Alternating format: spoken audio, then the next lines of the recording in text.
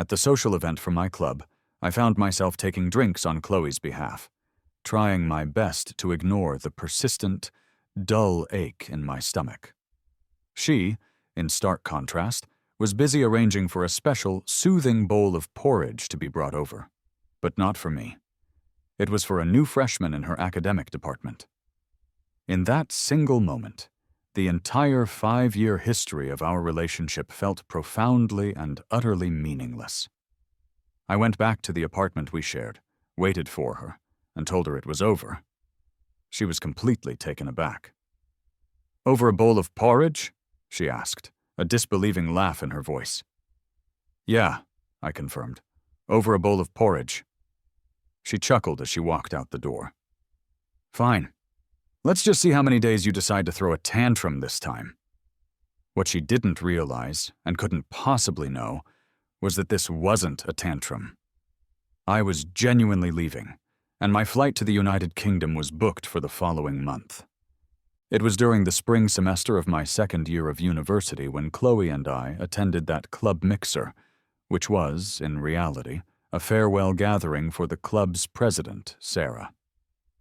As a senior, Sarah needed to devote her remaining time to her final graduation project and was planning to pass the leadership role on to Chloe. As expected, when we got to our seats, there were 2 shot glasses filled with some kind of strong liquor already set out for us. I instinctively reached for Chloe's glass first, got to my feet, and drank it down in one quick motion, making eye contact with the president. "Sorry we're late, Sarah. This one's my fault," I said. "Chloe is allergic to alcohol, so I'll take this for her." This evening was incredibly important for Chloe's ambitions. A smooth transition of power meant she would inherit control of the science club's main project, an assistive device designed for people with disabilities. The project was already in its final stages of development. It just needed a little more testing and a few minor adjustments to the code before it would be ready for a patent application, something that could be worth a significant amount of money. The alcohol felt like a hot trail burning its way down my throat, and the familiar ache in my stomach began to intensify. "Wow, Chloe, your boyfriend is way too good to you," someone from a nearby table commented. "He treats you like absolute royalty." Another voice chimed in. "Yeah, you two have been a couple for a long time, right? Should we be expecting to hear wedding bells anytime soon?" I wasn't sure if it was the liquor or the sudden memory of a promise Chloe had once made to me, but my face grew warm and flushed red. "This year we're—" Chloe quickly stood up, grabbing my arm and simultaneously pushing the second, still full shot glass into my hand. "Sarah, you're the guest of honor tonight. We can't be stealing your spotlight. As for us, that's a secret for now. You'll all find out when the time is right." "Ethan, how about we toast our president together?" I stared down at the full glass of liquor she had just forced upon me, hesitated for a brief second, then shut my eyes and tilted my head back, pouring the entire contents down my throat.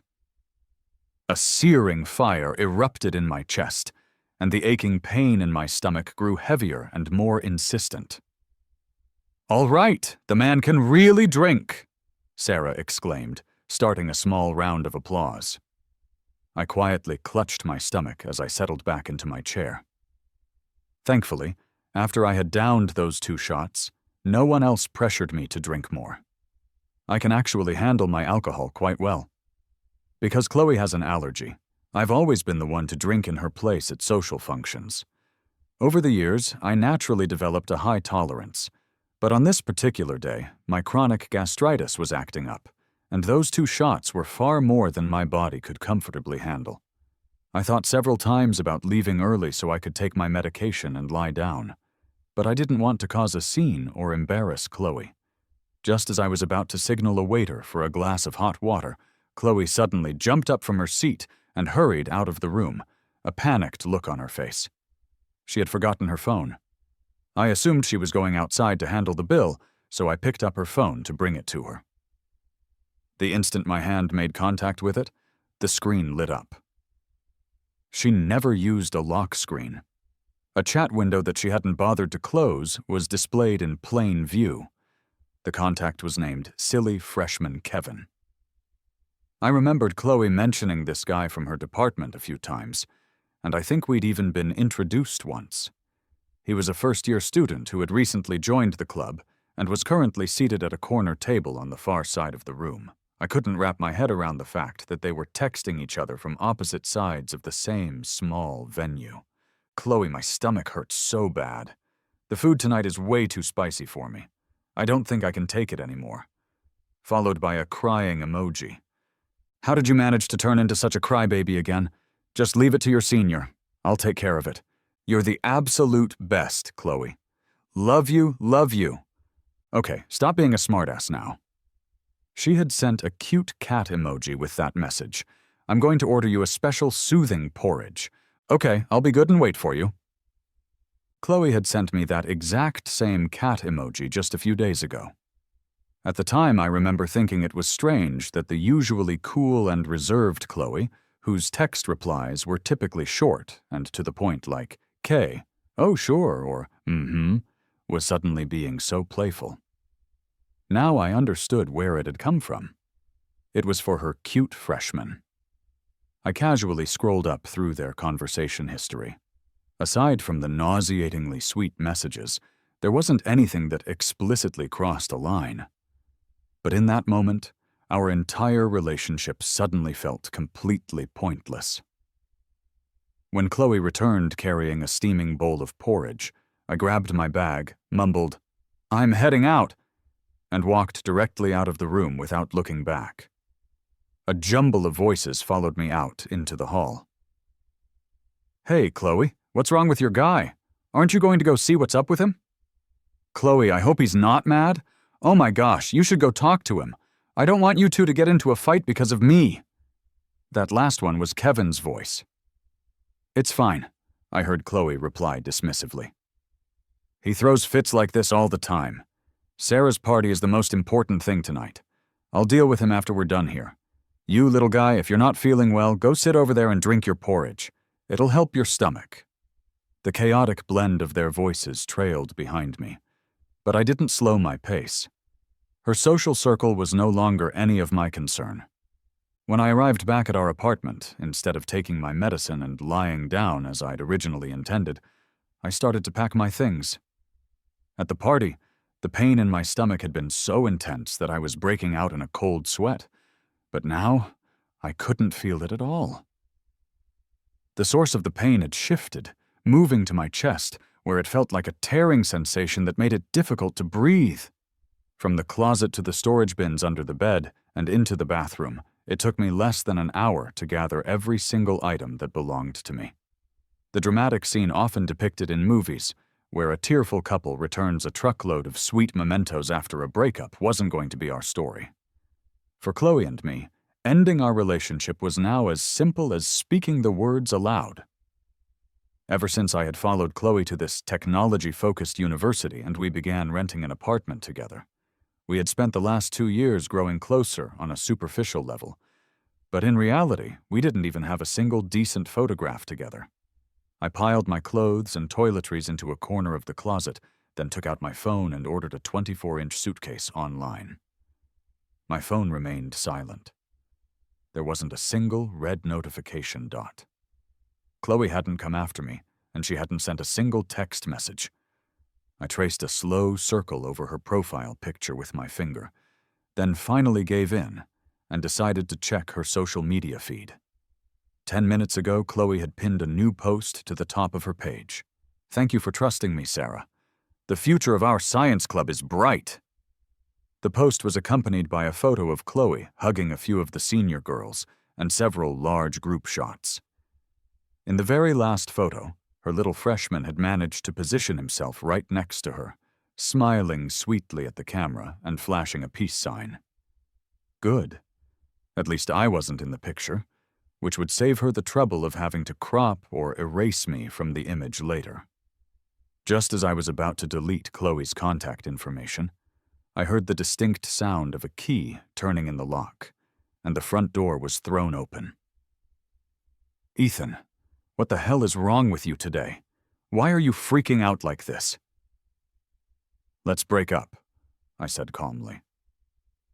Chloe let out a heavy sigh, her brow furrowed with annoyance. She stepped toward me, attempting to wrap her arms around my shoulders and pull me into a familiar hug. Ethan, what's wrong? Are you angry? Did you see my phone? Then you should know that there's really nothing going on between him and me. He's just a freshman, new to campus, and we happen to be from the same hometown, so I was just looking out for him a little bit. His stomach was bothering him today, so I ordered him some porridge. That's all it was. Ethan, can you please not be so dramatic? If you don't like me talking to him, I'll make it clear to him, okay? I let out a bitter laugh, looked up into Chloe's beautiful but suddenly unfamiliar almond-shaped eyes, and pushed her arms away from me. Chloe, I said, let's break up. Fine. You'd better not come crying back to me, she snapped.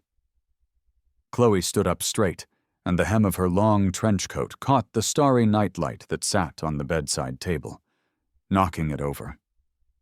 The glass dome shattered into pieces on the floor.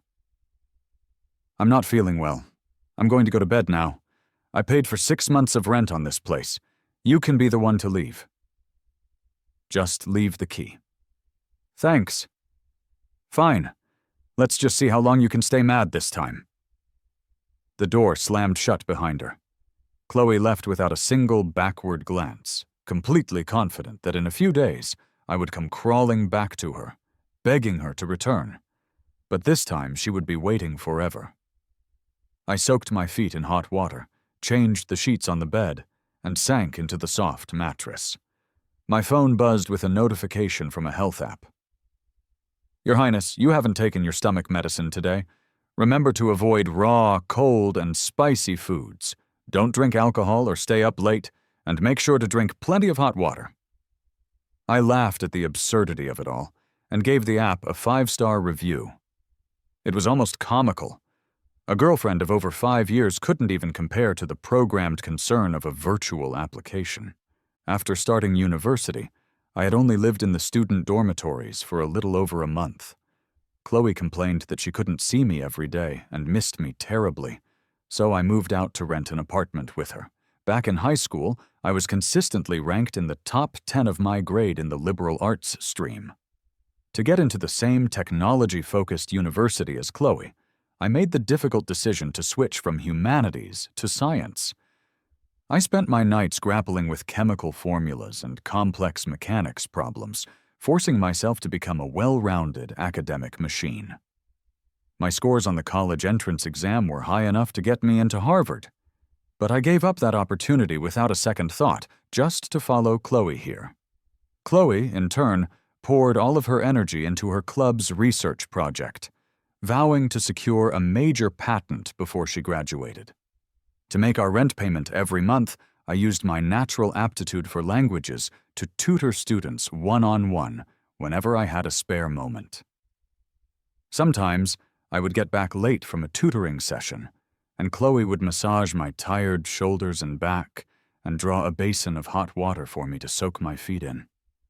She would hold me tight, her chin resting on my shoulder, and whisper over and over again about the beautiful future we would have together. Ethan, as soon as I get the patent, we'll get engaged. We'll buy a big house, put it in your name, and I'll be the one to pay the mortgage. I waited and waited for that day, but it never came.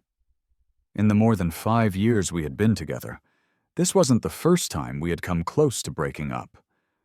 Within her social circle, I had developed a reputation for being moody and difficult. That reputation came about much like the story of the boy who cried wolf. Everyone in our academic department knew that we had been together since high school and had followed each other to the same university. We were seen as the model couple. The first time we fought badly enough to consider breaking up, her friends were genuinely worried, apologizing to me on her behalf and begging me not to be impulsive. That particular battle ended with Chloe spending 3 days and nights winning me back. The second time it happened, fewer people believed it was serious. Only a handful of them offered polite, sympathetic words, mostly just waiting for us to get back together on our own in a few days. By the third time, the underclassmen in our circle would just casually ask, "Hey, Chloe, is your guy throwing a fit again?" The upperclassmen would offer her advice, like, "He's a guy. Just humor him a little bit, and he'll be fine." And so she would go through the motions of trying to win me back. She bought me a new game console, but she had forgotten that I had stopped playing that particular game a long time ago. She took me out for a massive seafood feast and meticulously peeled shrimp for me. But she had forgotten that I was allergic to seafood. She wanted to get us matching couples t-shirts, but she misspelled my name, printing Ethan instead of Ethan. More than once I found myself asking, "Ethan, was it really worth wasting your entire youth enabling an amnesiac?" Now, whatever the answer to that question was, it didn't matter anymore.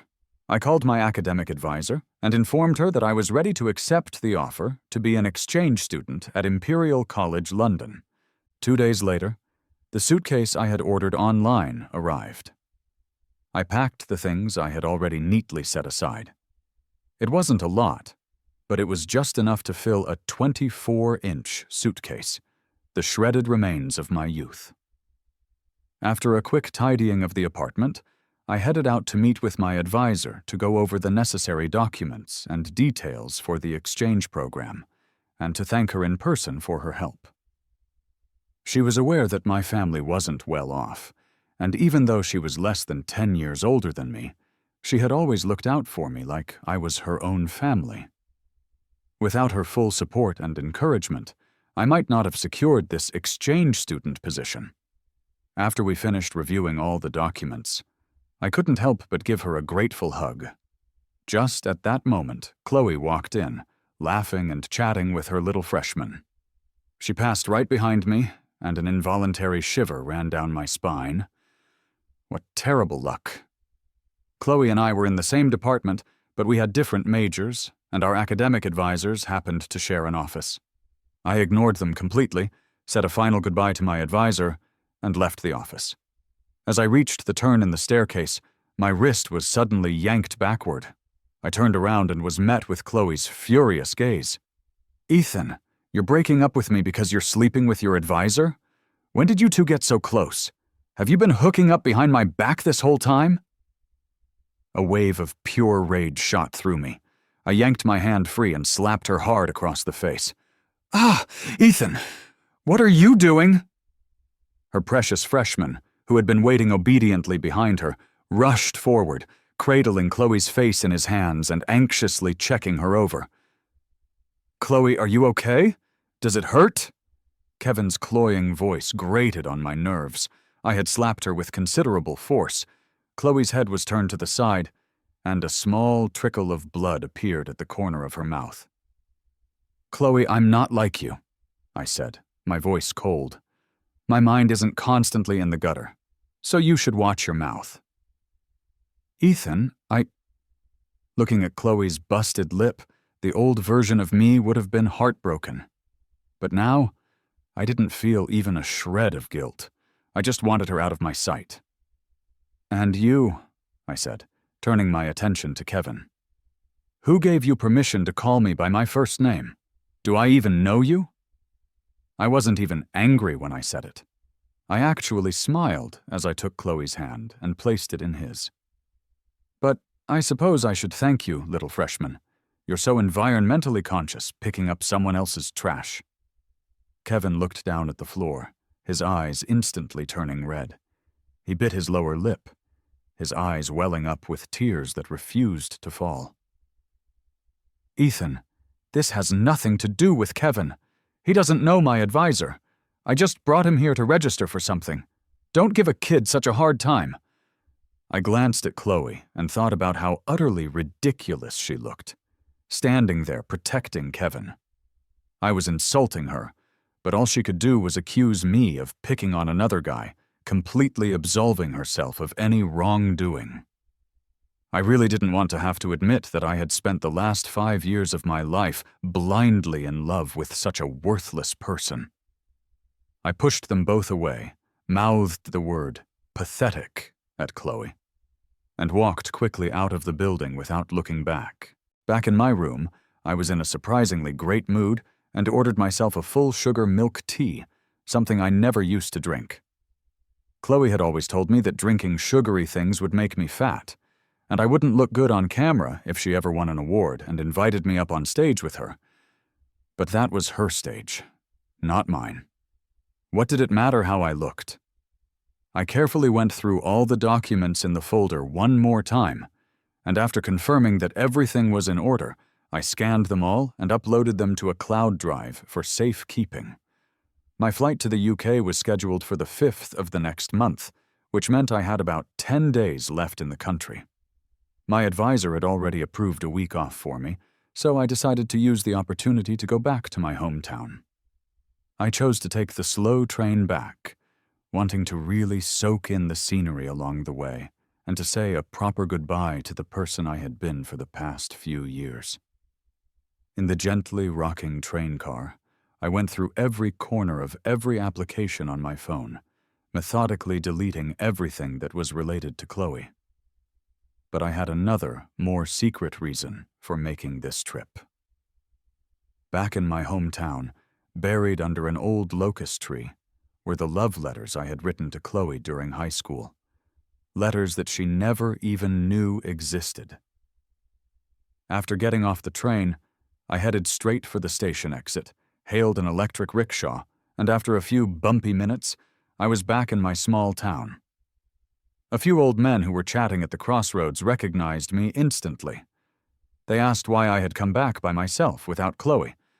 I just laughed it off, telling them that the university had staggered breaks this year, and it just happened to be my turn.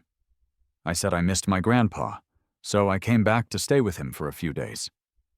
In a small town like this, information traveled incredibly fast. There were almost no secrets between neighbors. They had all just assumed that Chloe and I would eventually get married.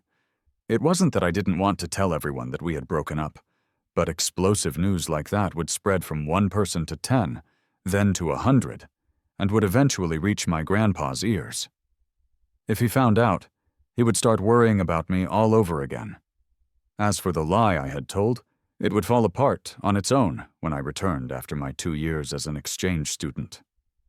Relying on fragmented memories from my childhood, I wandered around for a little while before I finally found the old locust tree. I hadn't had much strength back then, so I didn't bury the box very deep. It didn't take me long to dig it up. The small, square tin box was now covered in a thick layer of rust, its once beautiful printed design having long since peeled and faded away. I pried open the lid. Inside, the thick stack of letter paper looked as fresh and new as if I had written on it just last night. I took out the letters, ready to burn them, when a hand suddenly shot out and grabbed my wrist. The tin box clattered to the ground, scattering the letters everywhere. "Ethan, you tell me. What is this?" I turned my head. Chloe was standing there, her eyes bloodshot, her gaze dark and fixed intensely on me. She looked like a ghost that was haunting me relentlessly. I had only just gotten back to town, and she had already managed to follow me here. I should have known better than to take the train. It had wasted far too much time. Chloe pulled a folded sheet of paper from her coat pocket and slapped it against my arm. I glanced at it and understood immediately. The school's official announcement board had been updated with a notice congratulating the new exchange students. "It's written right there, isn't it? Can't you read?" Chloe's lips were pressed into a thin, tight line.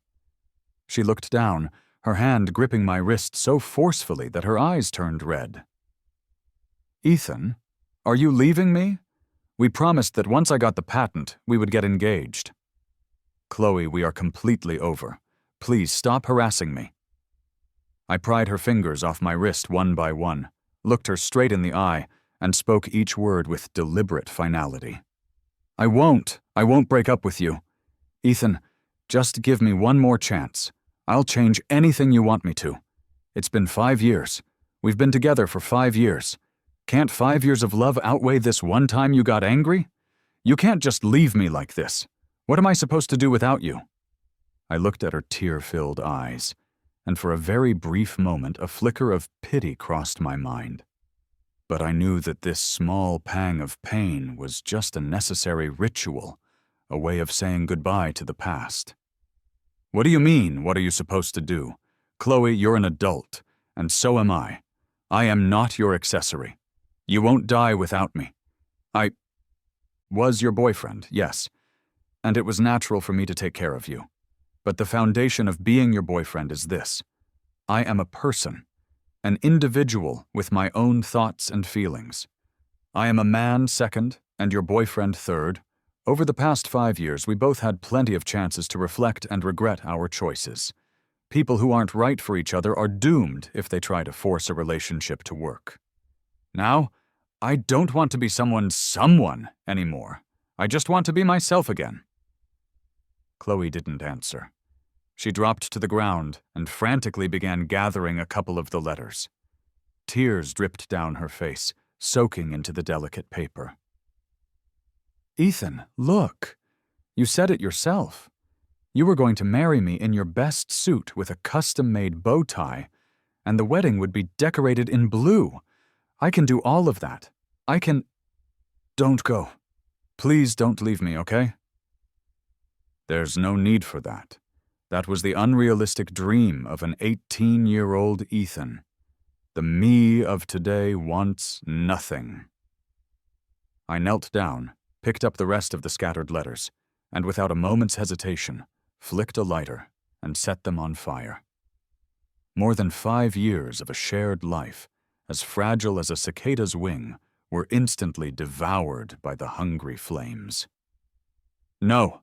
Chloe threw herself forward like a madwoman, letting her clean white shirt sink into the mud as she tried to smother the fire with her body. A sudden gust of wind swirled past, and the burnt fragments of paper flew into the air, continuing to burn as they danced away. Like moths drawn to a flame, they all eventually fell back to the earth as nothing more than ash. I gently wiped away a single tear that the smoke had drawn from the corner of my eye. This scene, it was truly beautiful. I went back to my grandpa's house, and Chloe shamelessly tagged along behind me. I didn't have the energy to argue with her anymore, so I just let her. The moment I stepped through the front door, the rich aroma of chicken soup hit me, so fragrant that it made my mouth water. That old man. As soon as he had gotten my call yesterday, one of the chickens in the yard had surely met its fate. "Grandpa, I'm home!" I buried my head in my grandpa's small, thin embrace and couldn't resist picking him up and spinning him around in a circle. Come, drink some of this ginseng chicken soup first. It'll build you up. You're getting as skinny as a beanpole these days. Oh, look, Chloe came back with you. Go on, get Chloe a bowl and some chopsticks." I couldn't help but roll my eyes. She has her own hands and feet. Can't she get them herself? "Hey, what's gotten into you today, kid?" "It's okay, Grandpa. I'll get it. Chloe got herself a bowl and chopsticks and didn't dare to sit next to me, choosing a spot at the far corner of the table instead. "What's going on with you two? Did you have a fight?" Grandpa asked as he placed a large chicken drumstick in both my bowl and Chloe's, just like he always did. "Chloe, I remember when you were little. You were always so protective of our Ethan. Now that you're all grown up, you can't be the one bullying him, you hear? I'm an old man, and he's the only precious thing I have to entrust to you." My breath caught in my throat, and my mind flashed back to when I was 12 years old. That was when Chloe's family had just moved into our neighborhood. Her mother was a real estate developer in charge of the local scenic area and was planning to develop an ancient town there. The project kept getting delayed, so they bought a house and settled in for the long haul. Chloe was the second child in her family and had an older sister. She was never as good as her sister in either academics or athletics, so she was mostly left to her own devices. One day I was by the river, scrubbing at a jacket that a classmate had deliberately smeared with paint. No matter how hard I scrubbed, I couldn't get the stain out. I had been squatting for too long and got a cramp in my leg. When I tried to stand up to stretch, my foot slipped, and I fell into the river. The river wasn't actually that deep. If I could have just straightened up and doggy-paddled a little bit, the water wouldn't have gone over my head. But my leg was completely useless. The cold water made the cramp even worse, and all I could do was sink helplessly. It was Chloe who saved me. She waded into the mud and dragged me to the shore. I coughed a few times and woke up, soaked to the bone. My white shirt, heavy with water, clung to my body, revealing the old-fashioned student undershirt I wore beneath. Our eyes met for a moment, and we both blushed and turned away. That day I went home wearing Chloe's clothes. She had given me not only her jacket, but also her long-sleeved shirt from underneath. I heard later that she went home wearing only a thin undershirt, her lower body completely covered in mud. When her mother saw her, she thought Chloe had been in a fight and gave her a solid beating with a clothes hanger. After that day, neither of us said a word about what happened, but an ambiguous tension grew between us until high school, when we naturally became a couple. We promised to go to the same university, get married after graduation, and stay together forever. Once, she really did protect me well. When a large dog was chasing me and I was about to climb a tree in a panic, she grabbed a wooden stick from the ground and stood in front of me. My parents had died in an accident when I was very young, and my grandpa raised me all by himself. I was always smaller and thinner than the other kids my age. Chloe would bring me snacks from her house every day, and over time, she actually managed to fatten me up a little bit. Later, the real estate market declined, and her mother faced a financial crisis, forcing her to sell off some of her assets to cover the losses. Chloe proactively gave up her chance to inherit the remaining family resources, choosing instead to go to college with me and become self-reliant. But was that really the truth of what happened? Sometimes, a sugar coating hides a rotten, dried-out fruit that's already full of holes. The day Chloe saved me, I had already seen her standing on the opposite bank of the river while I was washing my clothes. She had started to walk away, but I guess she realized the water wasn't that deep and decided to come back and rescue me after all. At that tender age of first love, my hormones romanticized the entire event, and I couldn't stop myself from falling head over heels for my savior, just like in a fairy tale. That big yellow dog that had chased me? I saw it several times after that, jumping into Chloe's older sister's SUV. As for the family resources she claimed to have given up, it didn't really matter whether she abandoned them or not. Her mother's chosen heir had always been her older sister. And yet, because of her supposed self-reliance, I gave up on studying liberal arts and chose to study science with her. I was completely overwhelmed myself, but I still helped her patch up her academic weaknesses, allowing her to become a dark horse on the college entrance exams. Her charity, her protection, her so-called deep love. It was all conditional, built on the premise that it would never harm her own interests. From the beginning to the end, the only person she ever truly loved was herself. A shrill ringtone pulled me from my thoughts. Chloe looked at me, her face a mask of awkwardness.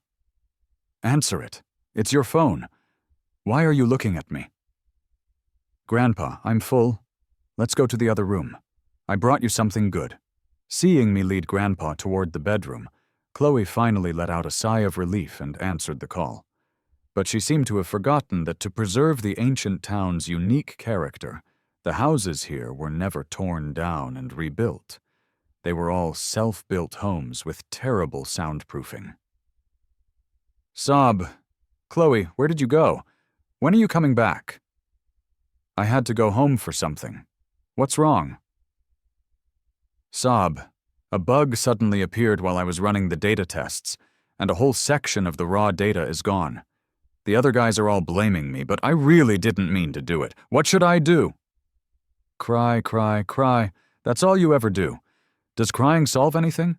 You're in your 20s now, can't you stop being so childish? Chloe, Okay, stop it. I'm really busy here. I'll be back in a couple of days. Just leave it for now. I'll handle it when I get back. I'm hanging up if there's nothing else. I couldn't help but let out a snort of laughter. When I was with her, everyone thought I was the one who was too moody. Now her little freshman cries a few times, and suddenly he's the childish one in her book. And she, Chloe, always managed to make herself invisible in any conflict. The fact that our relationship had crumbled was ultimately impossible to hide from my grandpa. I gently hugged him, cutting off the confused look on his face, and pressed a brown paper package into his hand. It was the money I had managed to save over the past 2 years. Grandpa, I'm grown up now. I can protect myself. I don't need to depend on anyone else. You have to believe in your grandson. I took some time to explain my plan to be an exchange student in the UK for the next 2 years. I also made him promise not to be cheap with himself, to eat well, sleep well, and get regular checkups at the local clinic. I decided to head straight back to the university instead of staying the night. When Chloe saw me heading for the door, she immediately chased after me. Ethan, give me one more chance. Please.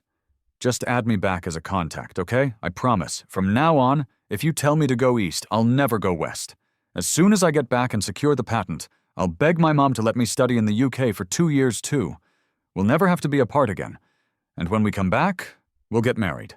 I completely ignored her pathetic performance.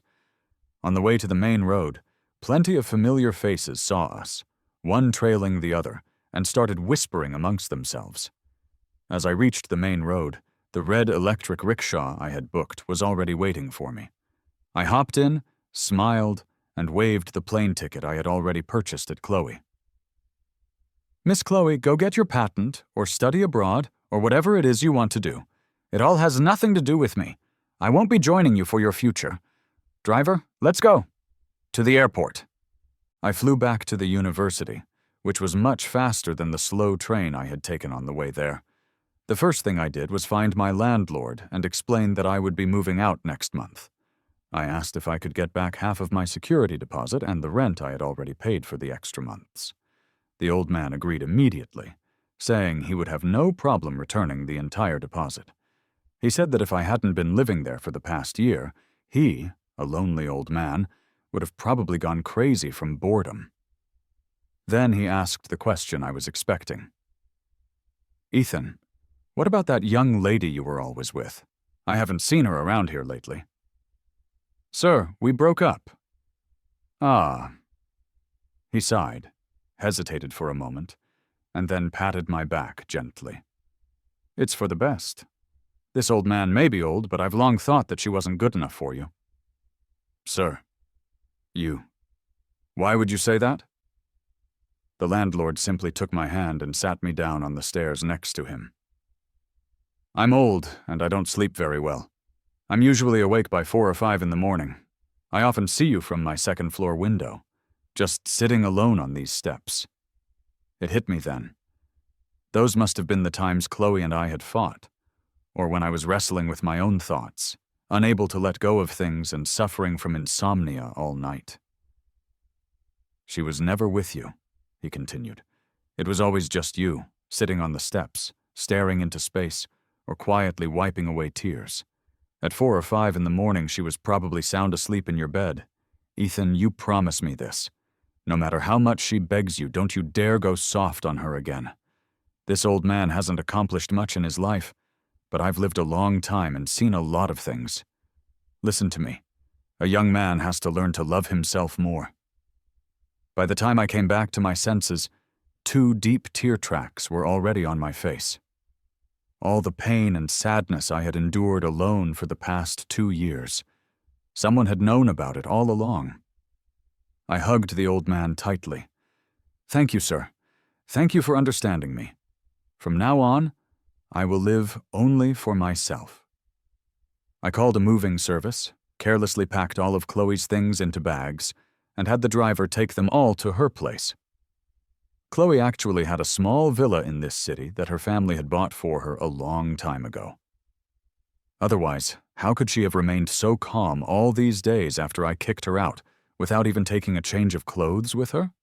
She thought she was playing the role of the down-on-her-luck second daughter, who had had a falling out with her mother, but she never knew that I was just playing along with her performance the whole time.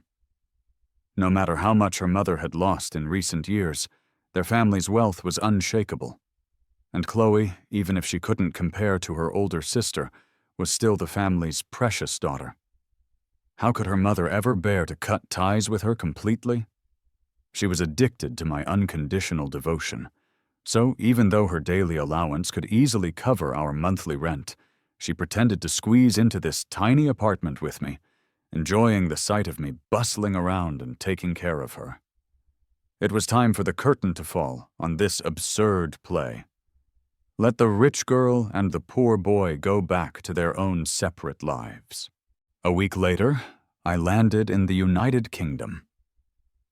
The university even sent a tall, handsome upperclassman to pick me up at the airport. I was so starstruck I could barely walk straight. I was back to living in a dormitory.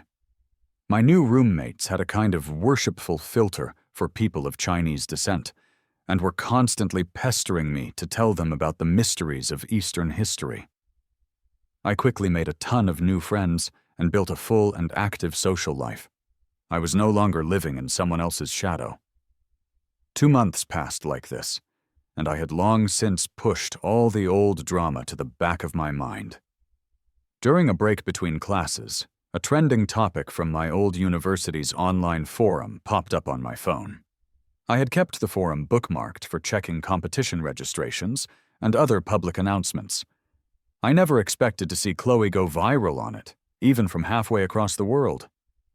It all started when a rival university's club, which had always been in competition with ours, applied for a patent for an assistive device for disabled people at the exact same time as Chloe did.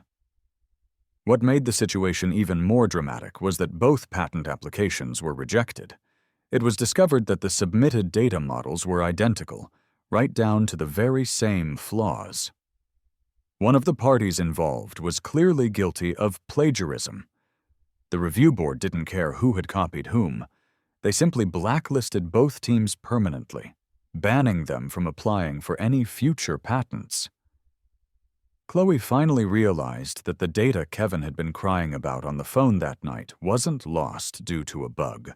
It was all an act he had put on while he was stealing it. She confronted Kevin, who, to her surprise, openly admitted to everything. He was the cousin of a senior member of the rival university's club. He had gotten close to Chloe only to infiltrate her club and steal their data. They had a massive fight. Kevin called Chloe a useless hack, saying her data model wasn't even complete, and that she was a disgrace for even submitting it for a patent. He had thought he could get a leg up on the competition, but now they had both crashed and burned. Chloe lost her temper and physically attacked him. The university administration had to step in to mediate the situation. A big scandal like this wouldn't be good for the school's reputation, so they pushed for a reconciliation.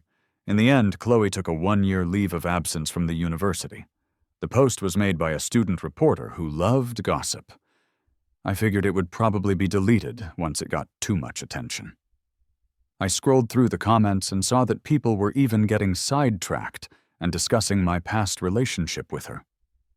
There was a popular reply in one of the threads, posted under his real name by Kevin himself.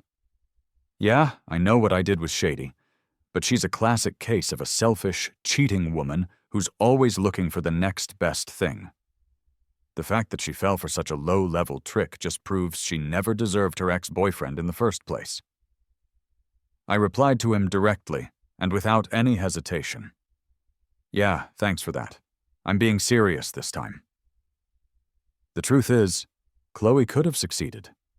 I had been involved in the initial design of the project and had found a flaw in it back then. To surprise Chloe, I secretly ran multiple tests, fixed the bug, and saved the corrected data in our private cloud folder. I was hoping she would find it one day and pull me into a fierce, triumphant hug. But she hadn't accessed that folder in over 6 months. Even now, she probably hadn't thought to look. After we broke up, of course, I shut the folder down for good. If she had bothered to check it even once in the last 6 months, she wouldn't have ended up in this mess. At the very bottom of the comments section, someone was spamming the thread with random posts, including several candid photos of Chloe and me together. My classmates, sitting around me, saw that I was just staring at my phone, completely unresponsive, and crowded around to see what I was looking at. "Whoa, who's that girl? Is that your girlfriend from back in China?" Then, someone tapped my shoulder from behind. "Hey, Ethan, is the girl in that picture the same one who's standing outside?" My classmate pointed out the window.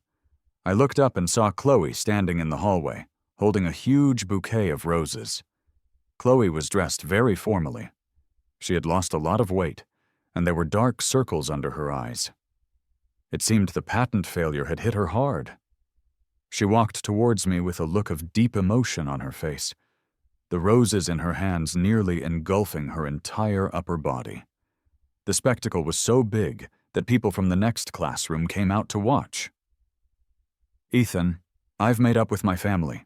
I took a leave of absence, and my mom agreed to let me come here to study for a year." She hesitated for a moment, then suddenly dropped to one knee and held out a small, red velvet box.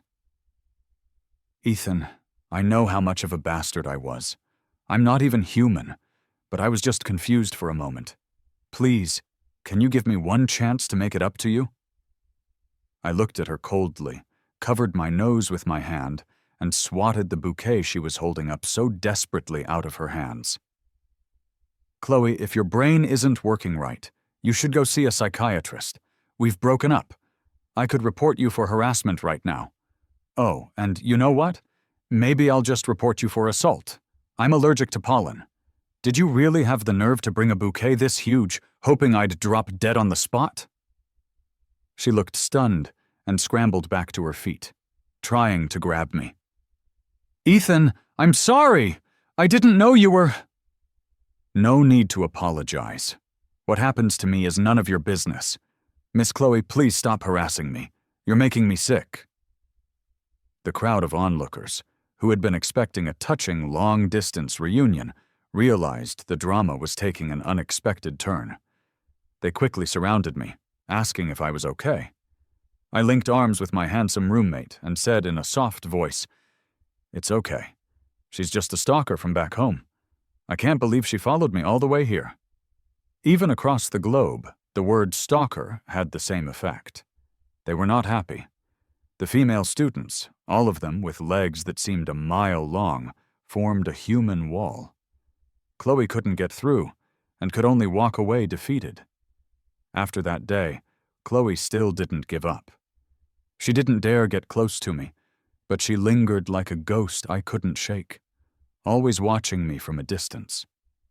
She secretly took pictures of me, developed them, and wrote long, meaningless love letters on the back. I tore them all up without a second glance. She sent people to deliver piles and piles of gifts to me. She even went to the derivative threads of that old forum post to ask what I liked, only to find that I had no social circle at my old university. My entire life had revolved around her. I bought a huge shelving unit and put it up downstairs in my dorm, piling all her gifts on it with a note written in English.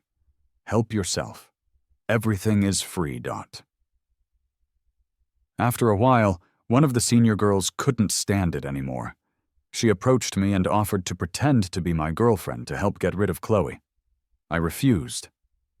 A spoiled, rich girl like Chloe, who had never known any real hardship, wouldn't last long.